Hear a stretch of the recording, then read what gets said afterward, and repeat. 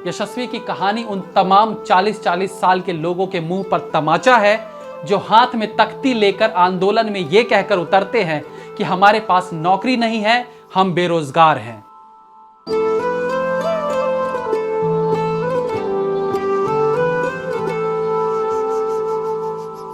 आप अपने सपनों को सच करने के लिए किस हद तक जा सकते हैं?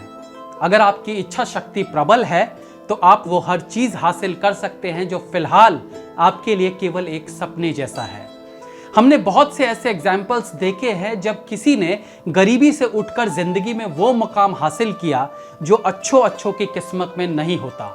वो उनकी किस्मत में इसलिए नहीं होता क्योंकि उस सपने को हासिल करने के लिए जो प्रयत्न करने थे, जो कोशिशें करनी थी, उसमें कहीं ना कहीं कमी रह जाती है। आज हम एक ऐसे ही प्रतिभाशाली क्रिकेटर की बात करेंगे जिसने अपने सपनों को साकार करने के लिए अपने रास्ते में आने वाली हर बाधा को दूर किया और अपनी मंजिल तक पहुंचा। उत्तर प्रदेश के भदोही के रहने वाले क्रिकेटर यशस्वी जायसवाल की कहानी न केवल उन लोगों के लिए प्रेरणादायक है जो क्रिकेट में अपने लिए जगह बनाना चाहते हैं, बल्कि ये हर उस शख्स की जिंदगी में बदलाव ला सकता है जो किसी भी क्षेत्र में खुद को सफल बनाने की मंशा रखता है।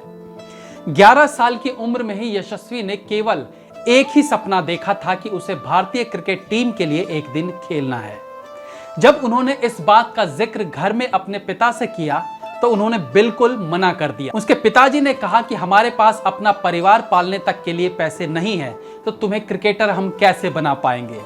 लेकिन अगर आपने किसी काम को करने के लिए दृढ़ निश्चय कर लिया हो तो फिर आपके सामने कितनी भी मुश्किलें आए, आप उसे पूरा कर ही लेते हो। ऐसा ही कुछ हुआ इस बच्चे के साथ जब उन्होंने मुंबई जाने का फैसला किया। यशस्वी जब मुंबई पहुंचे तो अपने एक रिश्तेदार से मिले जिसका मुंबई के वर्ली में एक घर था, लेकिन घर इतना छोटा था कि उसमें किसी और के रहने की गुंजाइश ही नहीं थी। उनका वो रिश्तेदार यूनाइटेड क्लब के मैनेजर के लिए काम करते थे। उन्होंने अपने मालिक से गुजारिश की कि यशस्वी को रहने के लिए कोई जगह दे दें, जिसके बाद उन्हें क्रिकेट ग्राउंड में ग्राउंड के कर्मचारियों के साथ टेंट में रहने की अनुमति मिली। इससे पहले यशस्वी एक डेयरी में काम करते थे, लेकिन पूरे दिन वो क्रिकेट प्रैक्टिस करते और रात को उसी डेयरी में सोने के लिए जाते थे। एक दिन जब वो थक हार कर सोने के लिए डेयरी में आए तो डेयरी वालों ने उनका सामान उठाकर बाहर फेंक दिया और कहा कि तू कुछ करता नहीं है, ना हमारी मदद करता है, केवल सोने के लिए यहाँ आता है, इसलिए हमें यहाँ तुम्हारी जरूरत नहीं है। वहां से निकाले जाने के बाद ये ग्राउंड का टेंट ही उनके सोने की जगह बन गया। यशस्वी का कहना था कि वो किसी भी हालत में अपने घर उत्तर प्रदेश नहीं जाना चाहते, क्योंकि यदि एक बार वो वहां चले गए तो उनका क्रिकेटर बनने का सपना हमेशा के लिए सपना ही रह जाएगा। हालांकि उनके पिताजी उनके लिए कुछ पैसे जरूर भेजते थे, लेकिन उन पैसों से गुजारा कर पाना बेहद मुश्किल था। इसलिए अपने खर्चे निकालने के लिए वो आजाद मैदान में रामलीला के दौरान पानी पूरी बेचने का काम करने लगे। उनका कहना था कि वहां वो अच्छे पैसे तो कमा लेते थे, लेकिन उन्हें एक ही चिंता सताती थी कि उनकी टीम का कोई प्लेयर वहां ना आ जाए और उन्हें पानी पूरी बेचते ना देख ले।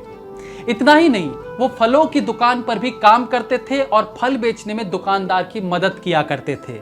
कई बार वो दूसरी टीम्स के लिए खेलने जाते थे, जिसके लिए उन्हें 200-300 रुपए मिल जाते थे। जब वो ये लोकल क्रिकेट खेलते थे तो उनके साथ के खिलाड़ी टिफिन में अपना खाना लेकर घर से आते थे, जबकि उन्हें खुद खाना बनाना पड़ता था। इसलिए कई बार वो अपने साथी खिलाड़ियों को नाश्ता कराने के लिए कहते थे, अन्यथा भूखे ही रहते थे।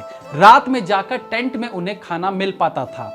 टेंट में रहने के दौरान भी कई बार उन्हें भूखा सोना पड़ता था, जब टेंट के लोग आपस में लड़ाई कर लेते और खाना नहीं बनाते थे। ऐसे में उन्हें बिना भोजन के ही सोना पड़ जाता था। टेंट में लाइट होती नहीं थी, वहां सोना आसान नहीं था। रात में उन्हें कई बार अपने घर वालों की याद आती थी तो वो रो पड़ते थे। ये संघर्ष केवल इतना भर ही नहीं था, वहां मैदान में कोई टॉयलेट नहीं था। वो जिस टॉयलेट में जाते थे वो फैशन स्ट्रीट के पास था, जो रात में अक्सर बंद रहता था। उनका कहना था कि एक वक्त तो ऐसा आ गया जब उन्होंने बिल्कुल शर्म हया छोड़ दी और खाने के लिए अपने साथियों को बोल देते थे कि मेरे पास पैसे है नहीं और मुझे भूख लगी है। कई बार ऐसा करने से उनके साथी उनका मजाक उड़ाने लगते, लेकिन वो बुरा नहीं मानते थे। वो यही सोचते थे कि इन्हें मेरी तरह टेंट में नहीं रहना पड़ता है, पानी पूरी नहीं बेचना पड़ता है, इसलिए ये मेरी तकलीफ को नहीं समझ पाएंगे।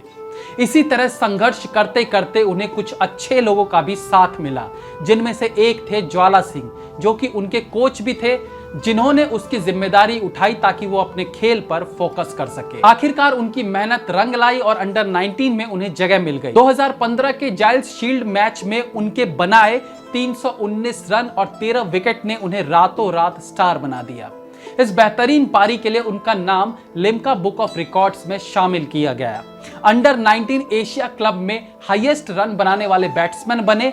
इतना ही नहीं, 2019 में एक यूथ टेस्ट मैच के दौरान 173 रन की पारी खेली और पिछले साल ही 7 मैच में 294 रन बनाए, जिसमें 4 हाफ सेंचुरी शामिल थी। इसी साल यानी 2019 में अंडर 19 वर्ल्ड कप में उन्हें खेलने का मौका मिला और पाकिस्तान के खिलाफ उन्होंने सेंचुरी जड़ दिया। इसके बाद उन्होंने इसी साल एक से बढ़कर एक पारियां खेली, जिसके कारण आईपीएल की नजर उन पर पड़ी और इस साल के आईपीएल मैच में उन्हें राजस्थान रॉयल द्वारा 2.4 करोड़ में खरीदा गया। इस लड़के ने उन सब लोगों के लिए एक मिसाल पेश कर दिया जो अपने सफल न होने के पीछे अपनी गरीबी, अपनी जिम्मेदारी या कोई और बहाना बनाते थे।